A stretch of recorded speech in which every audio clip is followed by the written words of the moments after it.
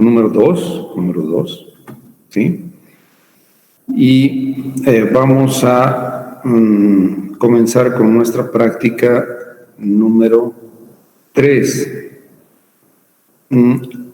Sin embargo, en realidad vamos a hablar de georreferenciación. Esta vez vamos a ir con un poquito más de calma. En realidad, la práctica número 2 era esta, y como les había mencionado, deseaba que tengan una herramienta por lo menos básica para trabajar con hidrología lo más pronto posible. Hemos cumplido ese propósito y ahora vamos a retornar a la secuencia, en realidad, un poco más académica con la que deberíamos haber seguido.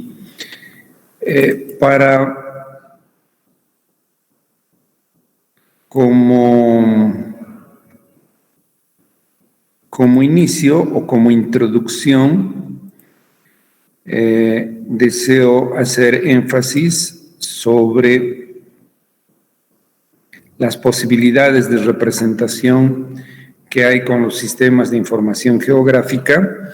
En las prácticas no hemos, si bien en la práctica anterior hemos hecho algún comentario sobre lo que son las representaciones vector y las representaciones de tipo raster, así que les he preparado una presentación muy cortita, y durante ya la realización de la práctica número 3 vamos a comentar esto es vector, esto es raster, etcétera.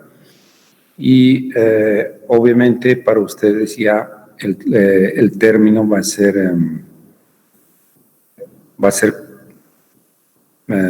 a estar bien asentado, el concepto va a estar bien asentado.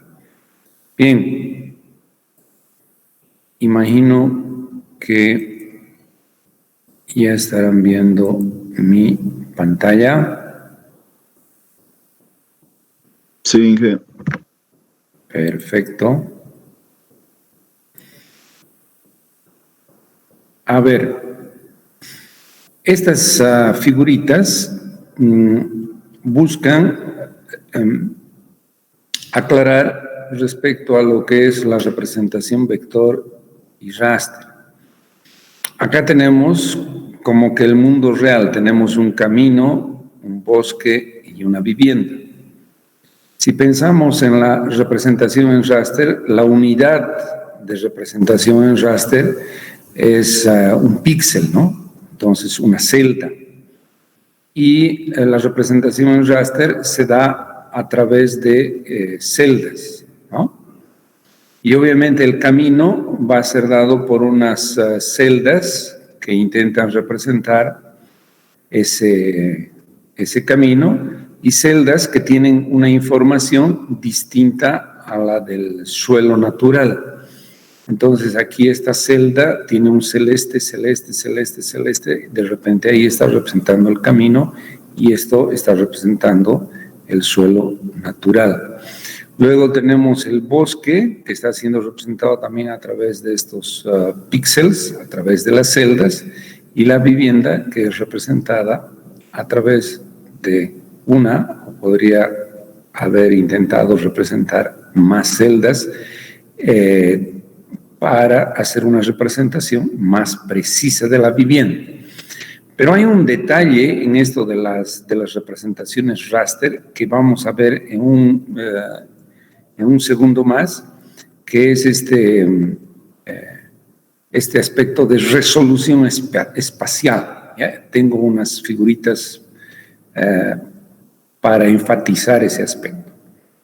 Acá estamos viendo una representación de tipo vector, y el vector básicamente, si pensamos en una línea, la línea es una unión de puntos, ¿no? Aquí faltaría el punto, digamos. ¿no? Aquí está la casa, está representada como un punto, simplemente. Y aquí tenemos la unión de puntos en sus coordenadas, obviamente cada puntito tiene sus coordenadas, y hay una unión de segmentos para representar el río. Acá el bosque va a ser representado con un polígono, ¿sí? Un polígono, y nuestra vivienda con un puntito. Entonces, la diferencia es que acá en la representación de tipo vector podemos representar puntos, líneas, polígonos. Y básicamente tenemos coordenadas de puntos en el mismo polígono, tenemos coordenadas de vértices, en este caso, que unen líneas y que cierran una determinada superficie, que es el polígono. Ahí está la representación vector. En ArcGIS siempre las representaciones en punto, línea o polígono es del tipo shape, SHP, ¿no? Tipo shape. Y las representaciones en raster, que pueden ser del tipo TIFF, ¿no? Grid, y que de repente nos representan puntos, pero a través de pixelcitos, y obviamente esta representación de ríos no es muy conveniente, ni en puntos. Seguramente cuando queramos representar la ubicación, por ejemplo, de puestos de gasolina en determinada ciudad, pues vamos a utilizar puntos. Si queremos representar caminos, vamos a utilizar este tipo de representación en vector. El raster tiene una potencialidad interesante que hasta ahora todavía no la hemos visto, pero en un segundito se las muestro. Fíjense, yo siempre digo que el raster en realidad es representada a través de una posición en planta, XY, y un atributo, ¿sí? Y ahora vamos a hablar todavía de esa resolución espacial, que es el tamaño de la celda. Entonces, en términos generales, un raster tiene la posición del píxel, del centro de cada píxel en X y Y en planta, y tiene un atributo. Entonces, ahí está la clásica rejilla de representación en raster. Cada pixelcito, este pixelcito va a tener su X, posición, su Y en posición, y este pixelcito va a tener un determinado atributo, que aquí ese atributo es el mismo, por eso estamos mirando todo en cafecito, ¿no es verdad? Pero fíjense algo habitual del cotidiano vivir en raster son las fotografías. ¿Y cuál es el atributo en este caso de esta representación? Es la reflectancia de la luz en este caso. Si no tienes luz, obviamente no vas a tener una imagen fotográfica. Y aquí como que ya podemos ver el concepto de resolución espacial o tamaño de celda. Aquí tenemos 8 por 8, 16 píxeles, aquí tenemos 32 por 32 píxeles y obviamente la imagen es mejor. Esto nosotros estamos habituados, súper habituados a ver en las fotografías. Ahora bien, algo un poquito más ilustrativo de la resolución espacial es esta. Fíjate, si tuvieses un píxel, un único píxel, ¿no? Y con una resolución de 12.8 metros tendrías esta situación, pero en la medida en que tu tamaño de píxel es menor, tú vas ya viendo acá el automóvil, y finalmente con un tamaño de píxel de 0,10 metros, habrás visto el automóvil y el individuo que está ahí cerca, y obviamente muchos más detalles. La resolución en representación en raster, digamos, es algo que vamos a manejar mucho. Cuando estamos trabajando con aerofotogrametría, por ejemplo, dependerá de la altura de vuelo para que tú tengas una resolución, por ejemplo, de 3.2 metros o una resolución de 0,10 metros, en la que podrás ver con nitidez y además medir en aerofotogrametría, ¿no? En aerofotogrametría estás sacando fotografías, pero además de sacar esas fotografías, en base a esas fotografías estás con la posibilidad de medir cosas. Eso es interesante. Pero bien, acá está entonces la representación raster, en la que tenemos un atributo que en esta ocasión es la reflectancia de la luz, ¿no? Obviamente en color verdadero, en este caso. Las imágenes satélite también son representaciones en raster, en que el atributo es la reflectancia de la luz solar. Entonces, a partir de la reflectancia de la luz solar, y ahí se utilizan diferentes longitudes de onda para tener percepciones de la realidad mucho más certeras. Bueno, cuando lleguemos a imágenes satélites, vamos a volver a discutir este asunto de la resolución espacial, el tamaño de celda y el atributo. Pero demos más ejemplos del atributo. ¿Será que simplemente podemos hablar cuando estamos tratando de una representación en raster de fotografías? No, jóvenes. Este atributo podría ser también, fíjense, vamos a ver ahora, ahí estamos con un atributo. ¿Qué tal más bien ahí estamos con una representación en raster y estamos diciendo que este atributo, qué tal si a cada uno de estos pixelcitos le colocamos una cota? ¿No? ¿Una cota de qué? Del relieve del terreno. Ah, qué regio. Entonces, si el atributo es la cota de una representación en raster, vas a tener lo que conocemos como modelo digital del terreno. Observen ustedes que ahí tendríamos nuestro atributo como cota y estaríamos con la posibilidad de contar en una representación en raster más bien de contar con la representación del relieve del terreno en formato raster. ¿Sí? Ahí estamos viendo mucho más la utilidad de las representaciones en raster.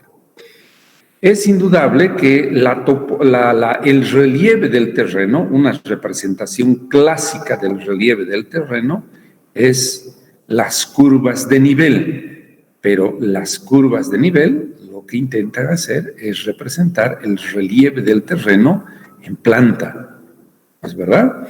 O sea, nosotros en un plano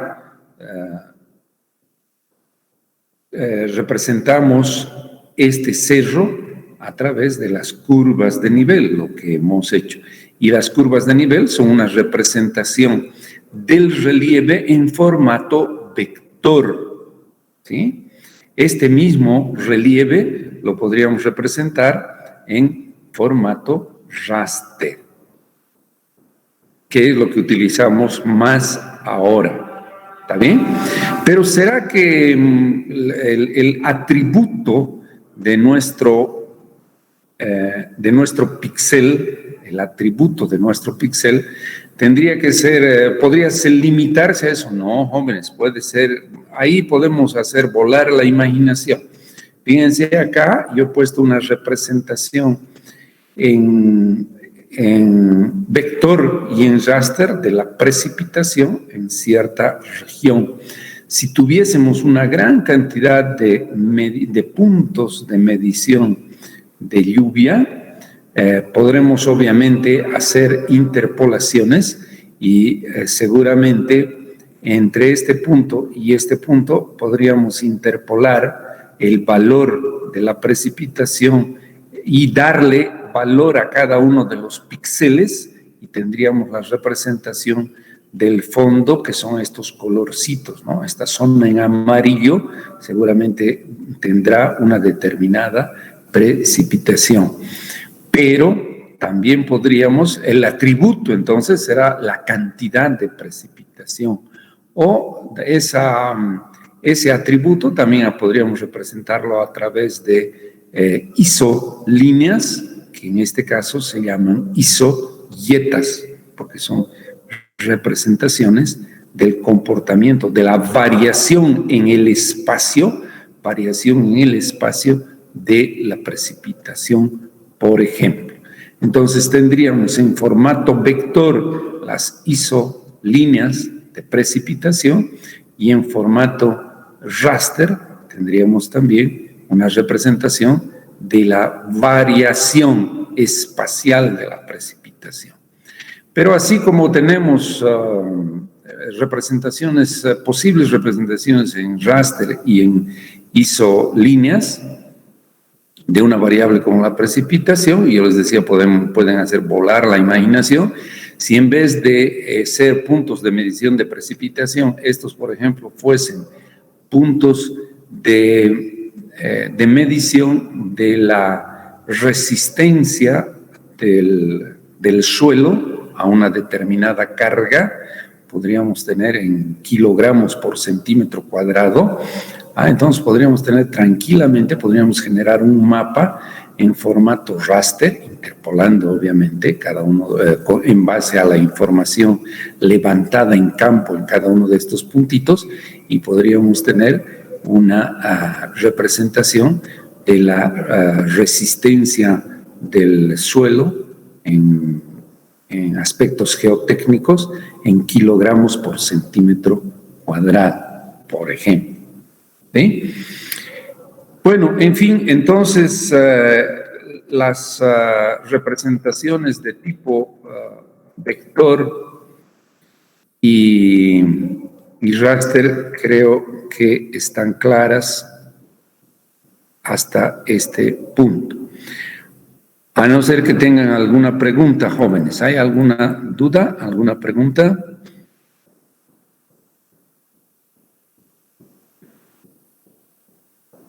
Todo ¿Están claro, por ahí, ingeniero. jóvenes? Sí, están ahí. A ver, la primera persona que está aquí en mi pantalla, Abigail Rivera. ¿Está todo claro?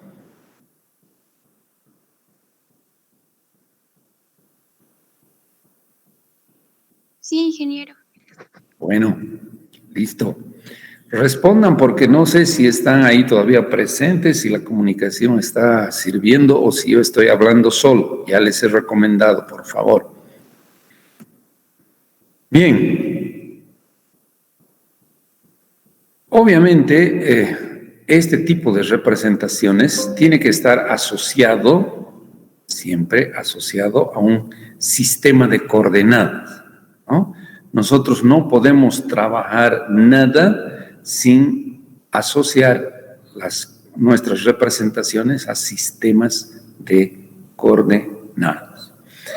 Y el tema de nuestra práctica número 3 es justamente ese, el preocuparnos de que todos nuestros objetos estén asociados a un sistema de coordenadas. Entonces, vamos a visualizar acá nuestra práctica 3, el texto por lo menos.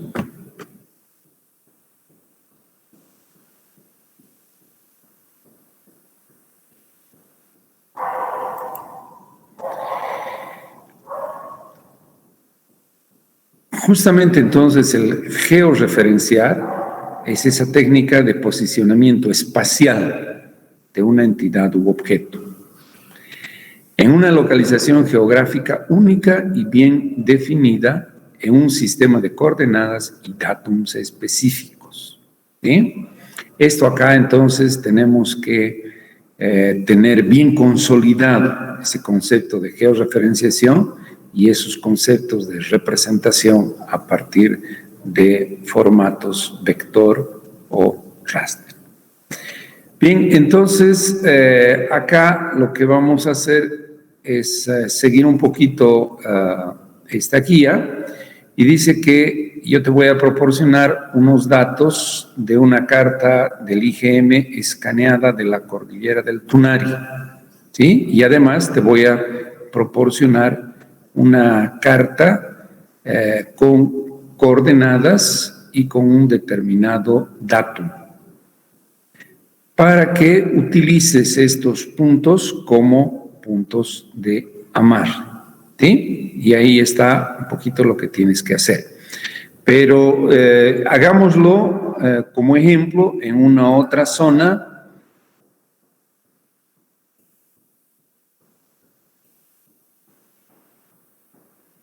Y ustedes van a verificar acá los archivos que vamos a utilizar. Nos vamos a crear una carpeta que va a ser dicho es madruga.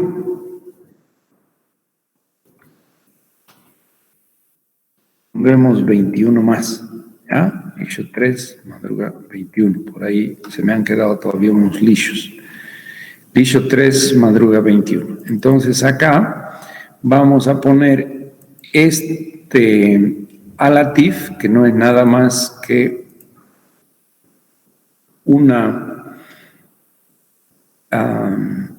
un pedacito de la carta escaneada para trabajar como ejemplo. Acá está, fíjense, le he hecho doble clic y al hacer doble clic se me ha abierto acá en mi otra pantalla que ahora les voy a mostrar, aquí, ahí está. En cualquier visualizador, en este caso creo que es el Paint, ¿sí? Es el Paint. En cualquier visualizador, al hacerle doble clic a ese TIFF, se ha abierto este pedacito de la carta que yo he puesto en un escáner, ¿sí? Y además le he puesto unas crucecitas, ¿no? Aquí le he puesto unas crucecitas solo para efectos didácticos. Aquí la crucecita en 1, en 2, en 3 y en 4. Y he leído en los extremos de la carta las coordenadas, aquí, el 1, he leído la coordenada en X, he leído la coordenada en Y. Igual para cada uno de los puntos he leído esas sus coordenadas.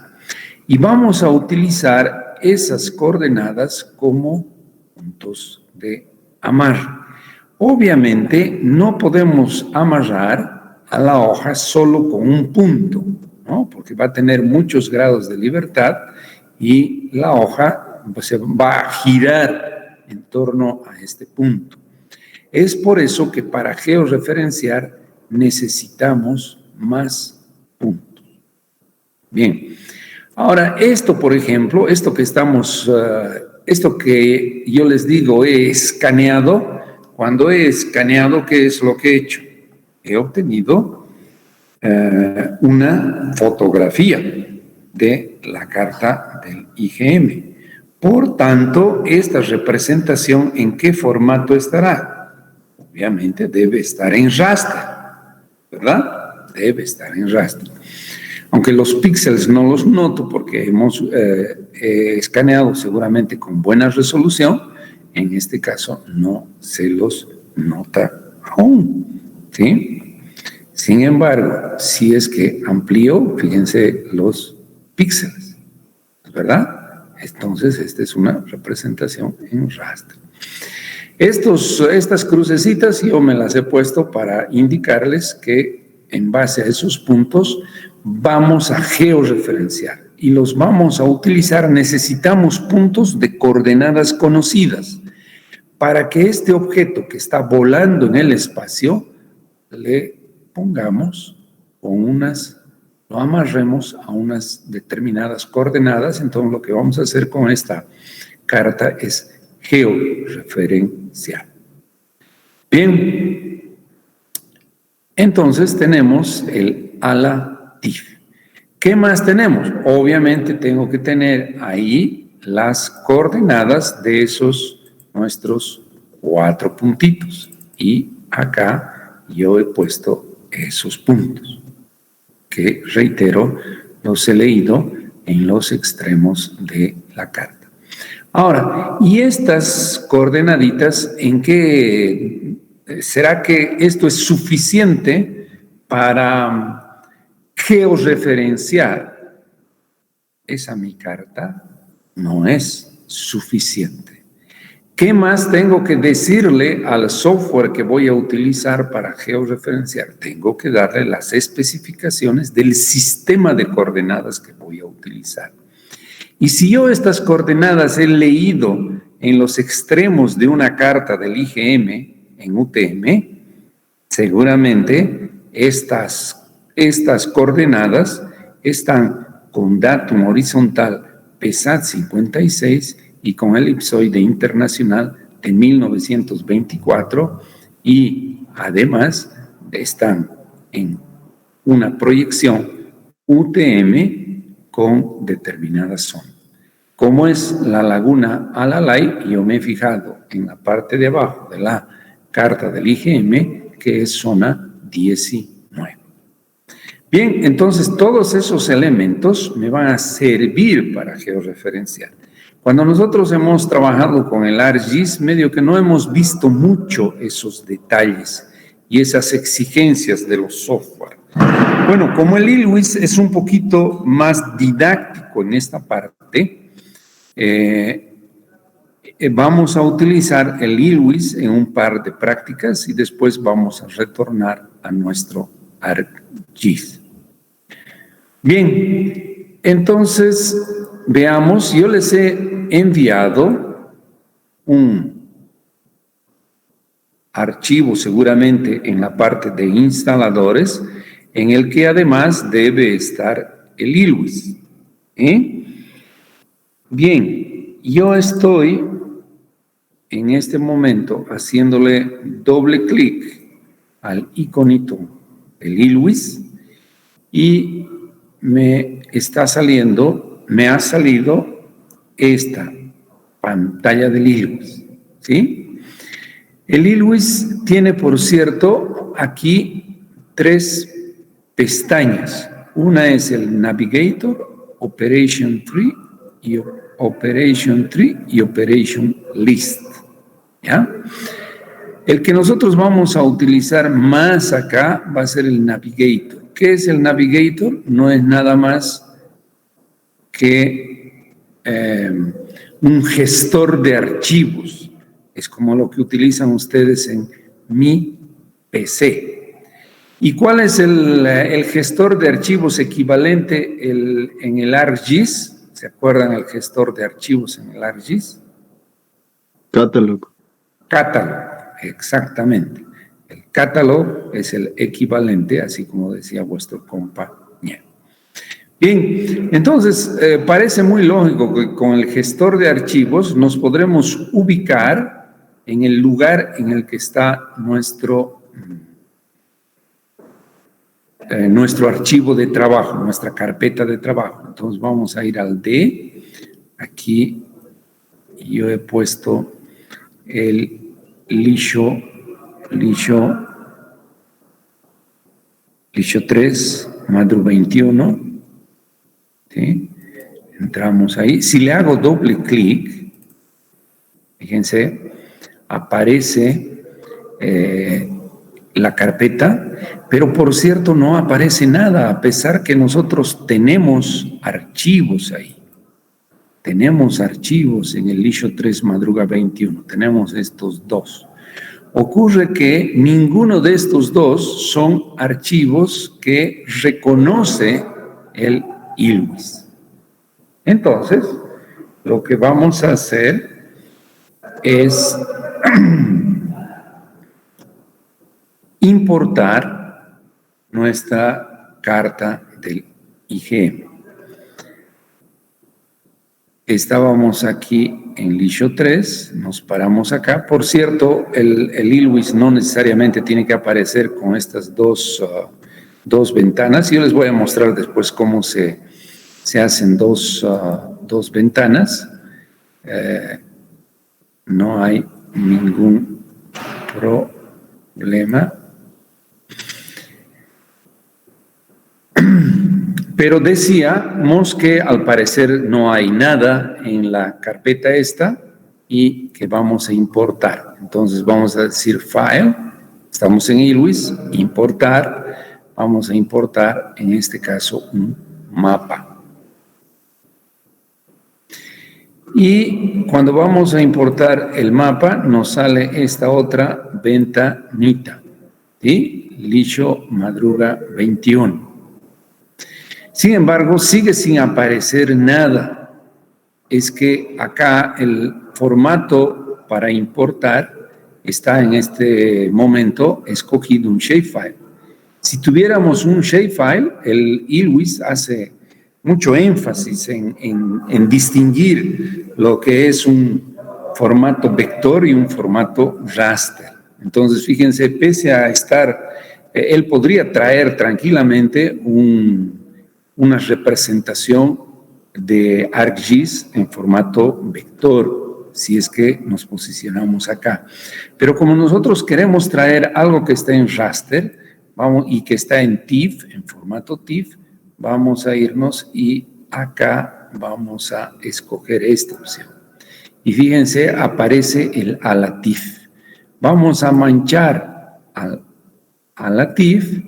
Y el output file name, en realidad por defecto, en el directorio que estemos aquí, él va a llevar a ese mismo directorio. Pero si queremos ser un poco más enfáticos, podemos acá decirle, mira, me tienes que traer a este directorio. Le decimos aceptar y nos va a importar a ese directorio. Y observen ustedes algo interesante. El ILWIS y todos los sistemas de información geográfico normalmente ponen un icono para distinguir qué tipo de archivo tienes. Y acá nos está mostrando un archivo de tipo raster.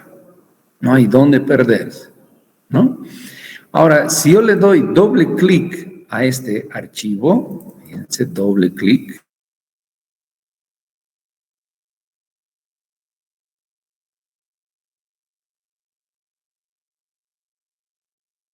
ventanita que sale, le digo OK y esta visualización. ¿Ya? Pero esta visualización, por cierto, es una visualización así como si estuviese utilizando el Paint solamente.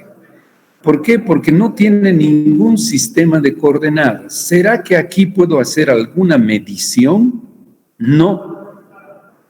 Es más, este iconito que dice medidor de distancias, fíjense, está opacado. No puedo acceder al medidor de distancias. ¿Y por qué no puedo acceder? Porque esto no tiene una georreferencia. Es más, acá abajo, observen que me sale un mensaje que me dice que no hay coordenadas. Si bien se está moviendo en filas y columnas de la representación en raster simplemente, pero me está diciendo que no hay coordenadas. Por lo tanto, no podré hacer ninguna medición. Bien, entonces lo que tenemos que hacer acá es crear nuestro sistema de coordenadas. Para eso nos vamos a ir a esta opción de File y le vamos a decir que queremos crear. Que queremos crear una georreferencia. Vamos a crear una georreferencia. Y para crear una georreferencia en el ILWIS vamos a ahí dentro vamos a generar un sistema de coordenadas. Entonces, vayamos a la georreferencia. Fíjense, me sale este iconito y le vamos a poner un nombre de georreferencia. Cualquiera puede ser Alalay. Ala. ¿Ok? Nombre de georreferencia. Por cierto, ese sistema de coordenadas, esa georreferencia, nos va a aparecer, ese ala va a aparecer con este otro icono, con 4 puntitos en las esquinas, para mostrarnos que esa georreferencia lo que está buscando es georreferenciar justamente este mapa, a través de, en nuestro caso, de puntos de amarre. ¿Sí? Fíjense que esa georreferencia nos dice, la voy a ejecutar a partir de tie points, puntos de amarre. ¿Sí? Pero me dice, mira, para que podamos crear una georreferencia necesitamos un sistema de coordenadas. ¿Sí? Estas cositas son menos evidentes en el ArcGIS, ¿no? En el ArcGIS es clic, clic, clic y no hay mucho más que hacer. Por eso es que yo digo que el ILWIS es más académico. Lo apropiado hubiera sido comenzar por ILWIS y después ir al ArcGIS. Pero bien, entonces el sistema de coordenadas lo vamos a crear con este amarillito, con este sol. Entonces ingresamos acá y nos sale esta ventanita. Y nos dice, ¿qué sistema de coordenadas quieres crear? Vamos a crear también, como es el ALA, podríamos darle un nombre a nuestro sistema de coordenadas, ¿no? Decirle, mira, va a ser PESAT 56, zona 19 sud, una cosa de esas. Pero le vamos a dar un ALA, el nombre que nosotros querramos, ¿ya?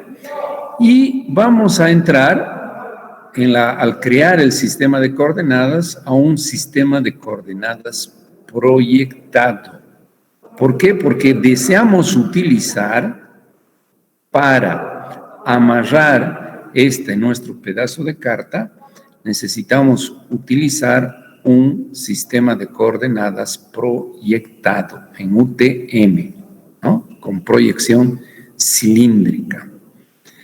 Bien, venimos entonces acá y le decimos sí, yo quiero primero crear un sistema de coordenadas que también se va a llamar ALA, no necesita llamarse también ALA, puede llamarse, qué sé yo, ALA-LAI si quieren, ya listo, el sistema de coordenadas. No se va a confundir porque el sistema de coordenadas va a tener este icono y la georreferencia va a tener este otro icono, ¿no? Entonces, colocando el mismo nombre, las extensiones de los archivos van a ser distintas. Bien, en esta etapa entonces estamos creando un sistema de coordenadas para trabajar y hacer la georreferencia de nuestro mapa. Sigamos. Entonces, le decimos OK a nuestro sistema de coordenadas y observen las cosas que él nos pregunta, ¿no? Primero, nos sale un iconito que dice así, ¿y cuál es la proyección que vas a utilizar? Entonces nosotros ingresamos acá a este icono y vean ustedes la cantidad de posibilidades que tenemos.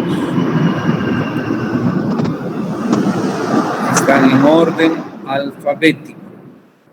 Pregunto, ¿qué proyección vamos a utilizar aquí? ¿Será que podríamos utilizar la proyección de Ecker 1, por ejemplo? ¿O qué proyección irán a utilizar jóvenes? A ver, Israel Cano, ¿qué proyección vas a escoger de ahí? ¿La Ecker 1 está bien?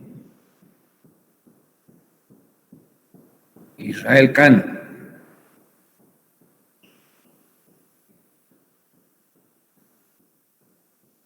¿Está ahí el joven? ¿Puede responder otra persona, por favor?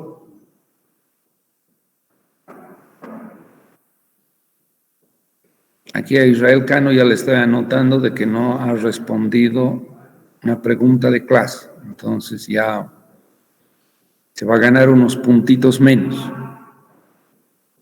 La proyección UTM, ingeniero. Perfecto. Ahí Mauricio acaba de responder. Dice que la proyección que debemos usar es la UTM. ¿Sí?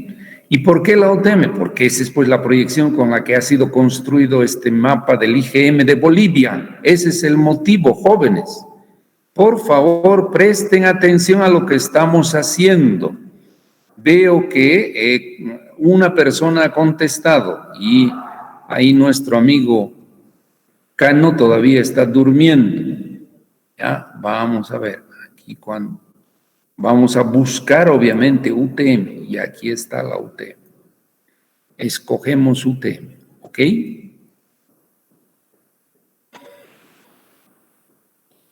Y ahora fíjense qué nos pide.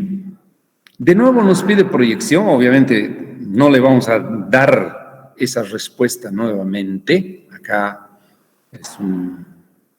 es algo reiterativo que ya no debería preguntar. Si nosotros entramos aquí, obviamente que ya está seleccionado UTM, si ustedes se fijan aquí, proyección, ya está seleccionado UTM, no necesitamos escoger nuevamente, pero él nos pide otras cosas más. Observen ustedes que nos pide el elipsoide y nos pide el datum. ¿De qué? Para construir el sistema de coordenadas. Además nos dice, estás en el hemisferio norte, ¿y en qué zona estás? Porque me estás diciendo que estás en proyección UTM. Entonces, antes de olvidarnos, lo primero que vamos a hacer es deshabilitar este hemisferio norte, porque estamos en el hemisferio sur, no es lo mismo, y en zona vamos a poner, obviamente, zona, en este caso, estamos en nuestro mapa está en la zona 19. ¿Listo? Y vamos a continuar. Ya está definida la proyección, están especificados estos detalles. Vámonos al elipsoide. En el elipsoide, ¿qué es lo que vamos a elegir? A ver, menos Mauricio. Otra persona, por favor, responda. ¿Qué vamos a escoger? Perdón, Jessica, adelante. Decía Internacional de 1924. Correcto. El elipsoide que vamos a utilizar es el Internacional de 1924. Aquí está. ¿Sí? Y le vamos a decir, ok, ¿por qué estamos utilizando este elipsoide? Porque ese es el que han utilizado para aplanar este pedazo de la superficie terrestre, los del IGM. Entonces le decimos, ok, y nos va a todavía,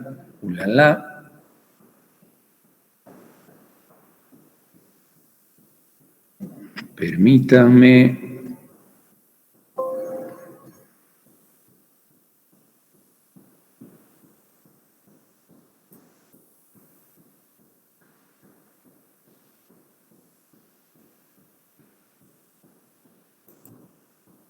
Podríamos editar el sistema de coordenadas, pero mejor vamos a crear otro, Alalay 2. Yo he apretado un OK donde no debía. Vamos a poner las cosas que habíamos puesto rapidito. Y el que estamos usando es el Alalay 2, el elipsoide, como nos dijo la señorita, es I de internacional de 1924 y no dar todavía OK, sino debíamos definir el datum más, ¿no? Ese sistema de coordenadas a la ley se ha ido sin datum. Entonces vamos al datum y en el datum obviamente vamos a buscar el PESAT 56. Entonces hay una cantidad de datums impresionante y acá está el Provisional South American del 56. Ahora, fíjense qué interesante, apenas nosotros hacemos eso, el sistema computacional nos dice, estás en Bolivia, ¿sí? Entonces le decimos, OK, evidentemente todo lo que hemos especificado es para un sistema de coordenadas utilizado en Bolivia. Por cierto, el ILWIS ha sido desarrollado en Holanda, ¿no? En el ITC de Holanda, y fue el primer sistema, el primer SIG que llegó a Cochabamba, ¿no? A través del CLAS. En el CLAS comenzaron a enseñar ILWIS. Bien, ya le he dicho OK al sistema de coordenadas y acá ya tenemos el sistema de coordenadas a la LAI 2 que está funcionando con nuestra georreferencia. Entonces le vamos a decir excelente, OK, esa es mi georreferencia, tiene como sistema de coordenadas el ALALAI 2 con todas sus especificaciones y le decimos OK y la pantalla se va a partir en dos. Ahí está. ¿Sí? Ahora, vean ustedes que esta pantalla tiene unos detallitos, ¿ya? Primero, siempre que nosotros en este momento estamos en el editor de la georreferencia. Estamos editando la georreferencia. Estamos creando la georreferencia con su sistema de coordenadas y ahora en realidad vamos a georreferenciar. La última etapa es la de georreferenciación. Y en la georreferenciación lo que vamos a usar es justo estos puntos de amarre a través del ILWIS. Primer detalle, sin embargo, antes de continuar. Primer detalle. Cuando estamos en una pantalla de edición, siempre tenemos este iconito, ¿no? Parece una puertita con una flecha, que es para salir de la opción de edición. ¿Ya?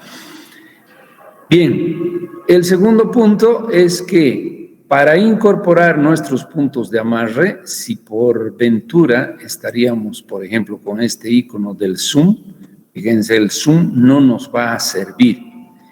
Para incorporar nuestros puntos de amarre, siempre tenemos que ir a la flecha, a esta flecha normal, hacer clic, y cuando venimos acá, venimos ya con una cruz, ¿ya?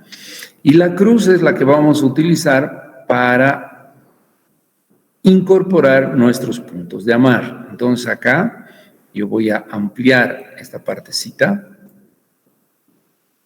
¿sí? Para acertar a esta intersección, en realidad esta intersección de las rayas negras, yo tengo las coordenadas de eso, entonces vengo acá y nos venimos aquí al medio, ahí vamos a hacer un clic y vean que me sale esta ventanita.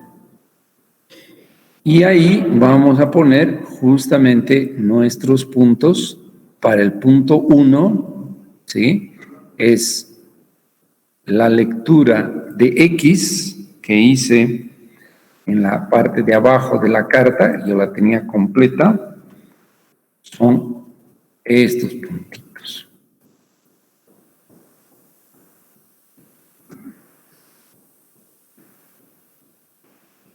Control C,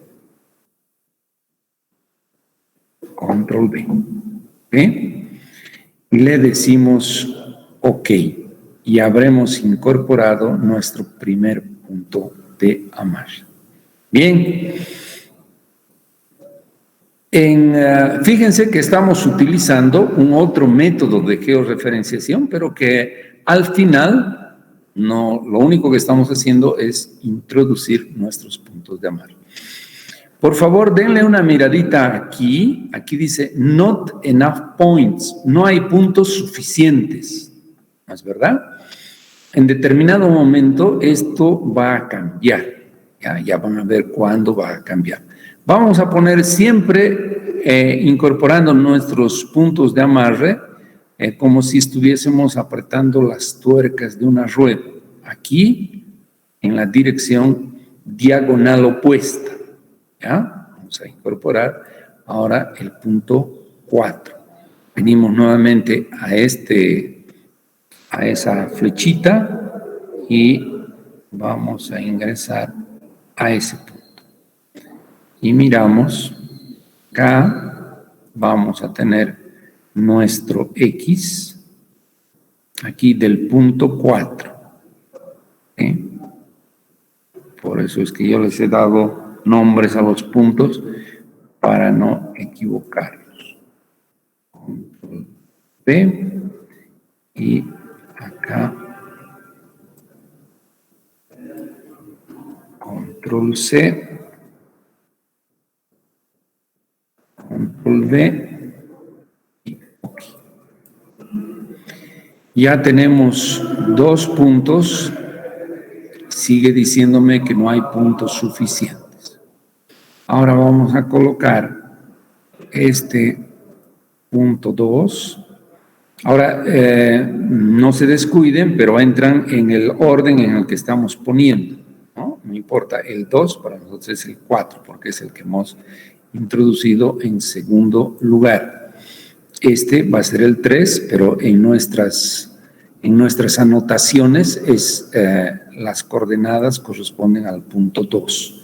Entonces venimos acá nuevamente lo más precisos posibles en ese cruce del negro.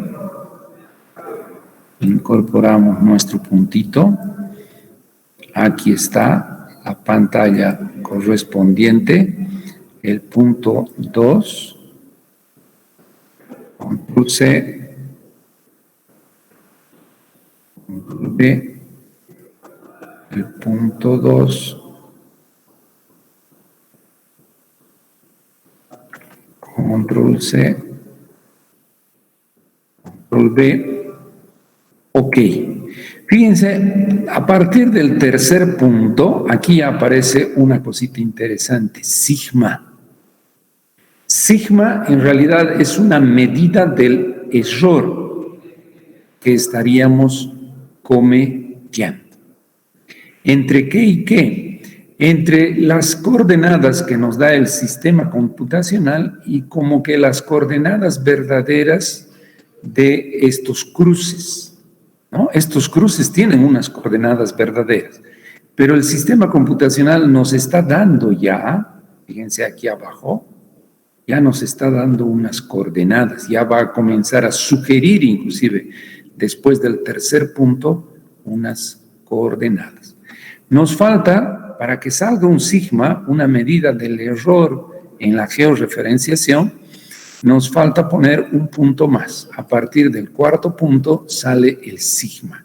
Y ese sigma tiene que ser siempre menor a 0.5 del tamaño de píxel. ¿Está bien?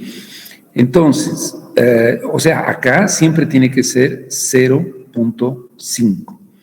Ahora vamos a venir aquí y vamos a hacer acá en la intersección del negro, ¿no es verdad? En la intersección del negro vamos a poner el clic, la crucecita roja yo un poquito la he desplazado, por eso no le estoy haciendo mucho caso a la cruz roja, sino a lo de negro, que es lo de la carta.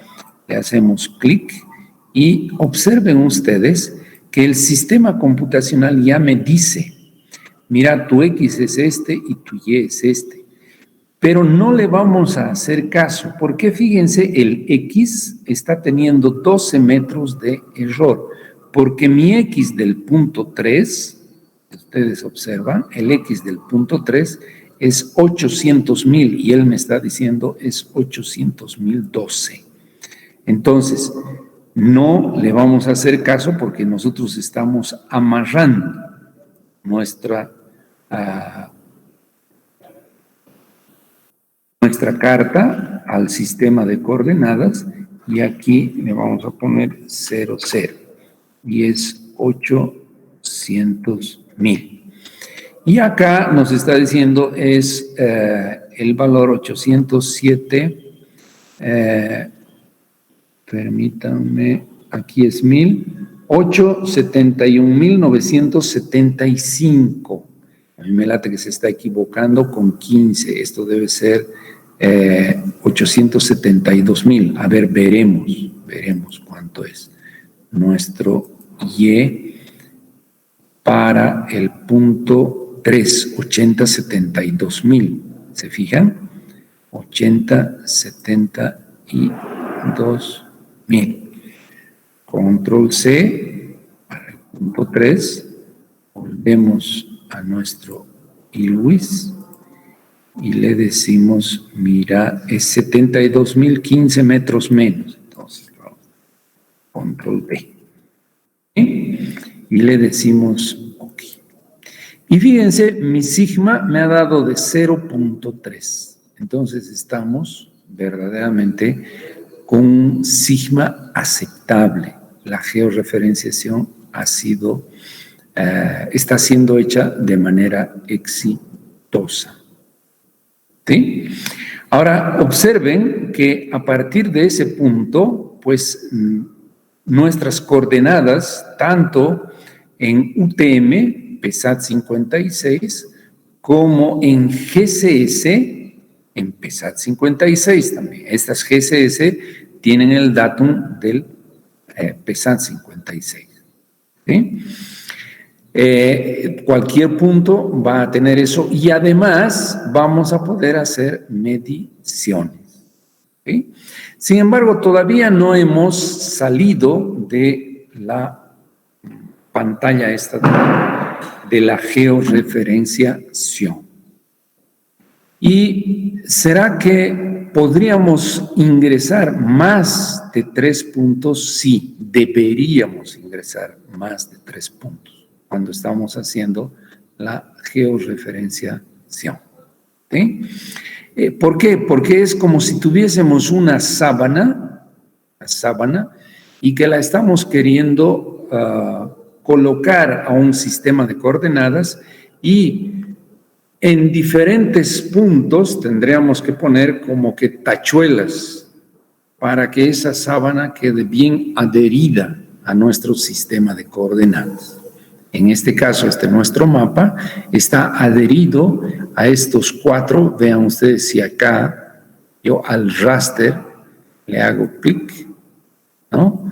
Estarán mirando de manera tenue los puntos 1, 2, 3 y 4, que tienen coordenadas y que van a ser absorbidas por esta carta cuando así yo lo decida. ¿Está bien? Bien, cuando tú tienes un número mayor a 0,5, lo que tienes que hacer es ir ingresando más puntos de amarre. ¿Cómo? A ver, por ejemplo, vamos a poner nuestro punto de amarre, como punto de amarre. ¿Está bien? Pero ¿qué valor? A ver, miraremos qué valor va a tener. Quién sabe, podemos inferir a partir del punto 1. Estoy buscando acá algo para anotar. O más bien, ustedes me ayudan con eso, como una persona, Jessica, que hace un ratito respondió. A Israel Cano no le vamos a pedir porque está ausente.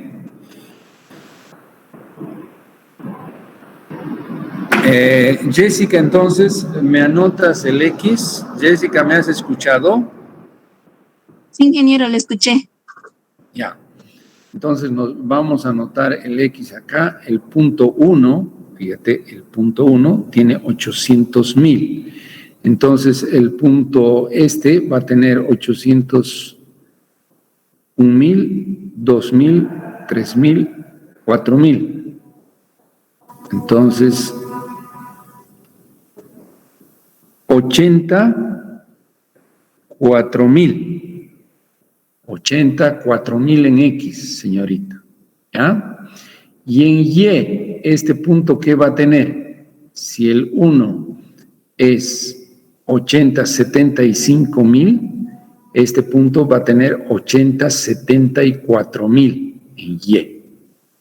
¿Correcto? Listo. Entonces vamos a introducir este otro punto. Vamos a agarrar esto aquí al mediecito, lo más precisos posibles, y hago clic. Obviamente me va a seguir sugiriendo. ¿Y qué valor vamos a poner, señorita Jessica? En X. Sí, 84,000, ¿no? Sí, 4,000, exacto, Inge. Correcto. En Y, ¿cuánto vamos a poner? Era 80,74,000. Correcto. Fíjense que este está bastante razonable, ¿no es verdad? Ha salido 80,74,000.018. Vamos a borrar el 0,18. 80,74,000. Ok. Listo. Hemos incorporado otro punto de amarre. Nuestro sigma ha aumentado, ¿sí? Pero no hay problema. Después podemos ir escogiendo los puntos de amarre que contribuyen más al error.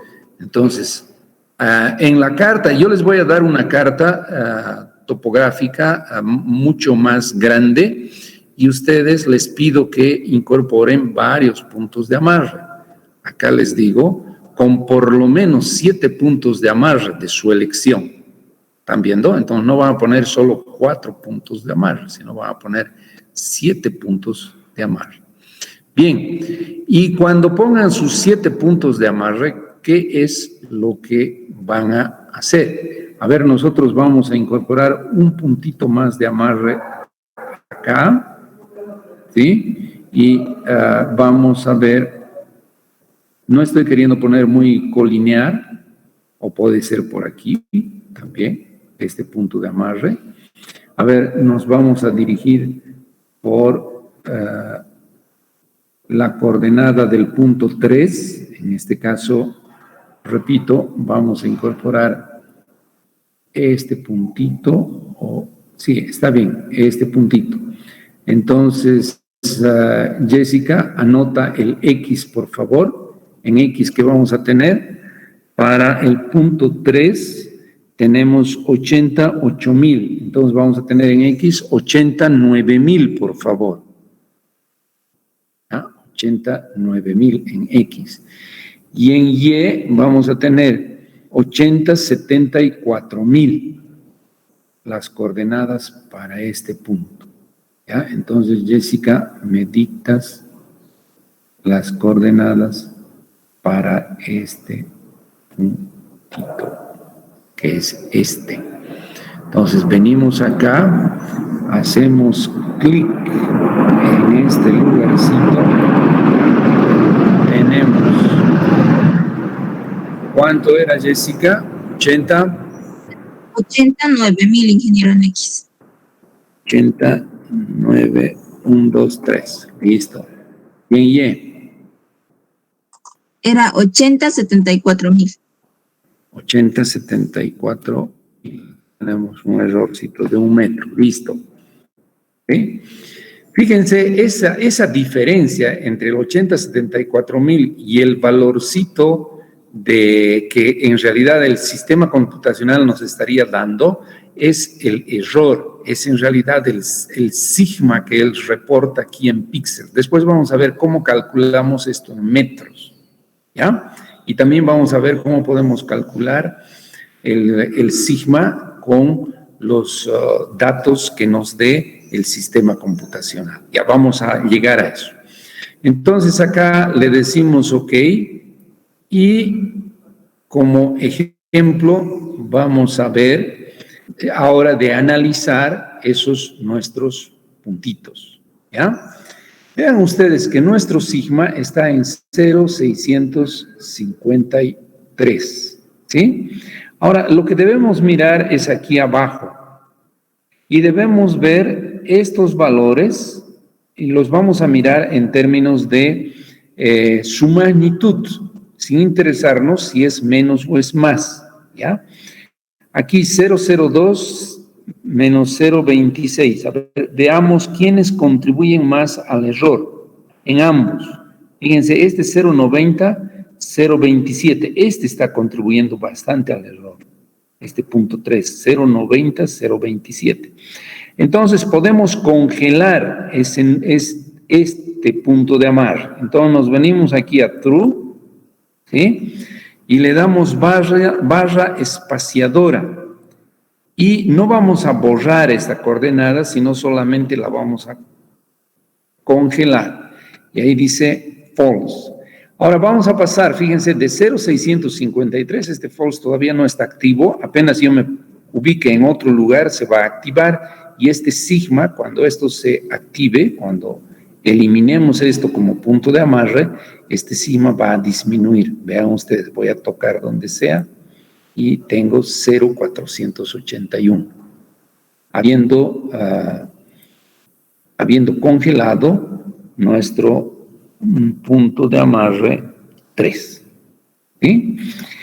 Obviamente podría todavía congelar alguno más, ¿no? Nunca me puedo quedar con menos de 4. En este momento estoy con un sigma menor a 0,5. Me puedo quedar con eso. Lo que no puedo hacer es tener un sigma mayor de 0,5. Entonces, el que tiene que ir a ser congelado es ese ahí, y el criterio de elegir el que va a ser congelado es a través de la observación de sus contribuciones al error. Los que están activos, vean ustedes 0,28, 0,35, 26, 16, 33, 69. Este ahorita está contribuyendo más al error, 33, 69. Si yo a este lo congelo, el sigma estoy seguro que va a bajar mucho más. Observen ustedes. ¿No? 0,276. ¿Sí?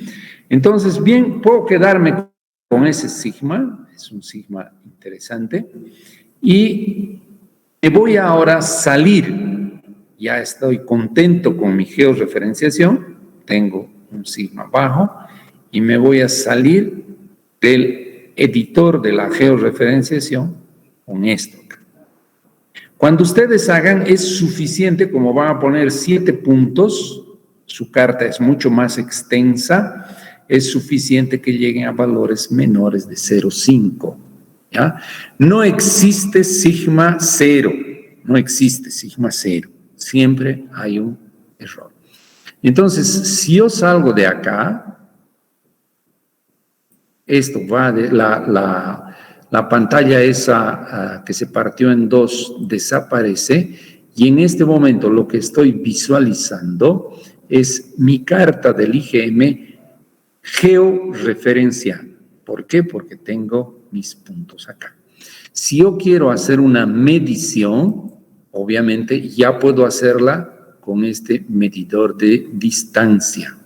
Si ustedes amplían acá y miden de cualquier intersección a cualquier intersección, o de aquí a aquí, saben que debería ser 1000 metros si es que está bien georreferenciado.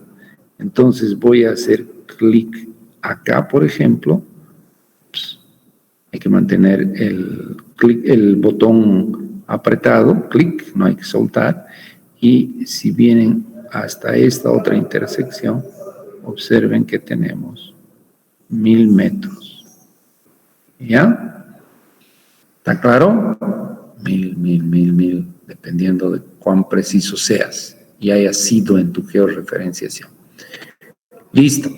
Entonces, podemos hacer medición de longitudes y obviamente si puedes medir segmentos, vas a poder medir superficies también. También vamos a poder medir polígonos. Bien, hasta ahora entonces lo que tenemos es un raster georreferencial. Indudablemente tú puedes editar esa tu, digamos, has puesto solo 5 puntos y te has cansado, te faltan 7 para terminar la práctica. Indudablemente puedes ir a Edit, aquí File, Edit, y aquí puedes editar la georreferencia. Editar la georreferencia. ¿Sí? Acá también, si tienes un sigma descabellado, es probable que tengas alguna de estas coordenadas que haya sido mal introducida, ¿no? Entonces, tranquilamente puedes arreglar, ¿no? Si, por ejemplo, este está false, no nos va a hacer, no, está true, nos va a hacer caso. Por ejemplo, te has olvidado un cerito, ¿no? Y tienes la cosa así en el punto 4. Fíjate, te sale más realmente descabellado, ¿no? Entonces, aquí nomás tú controlas, miras nuevamente el punto 4, el que has introducido como siendo 4 ¿es verdad? Y dices, ups, me he equivocado y no le he puesto un 0. Entonces acá entras nomás, le pones el 0 adicional y todo vuelve a la normalidad. Y nuevamente, si estás en la pantalla de edición, obviamente puedes salir por acá. Listo, está entonces georreferenciado y podemos continuar con nuestra práctica.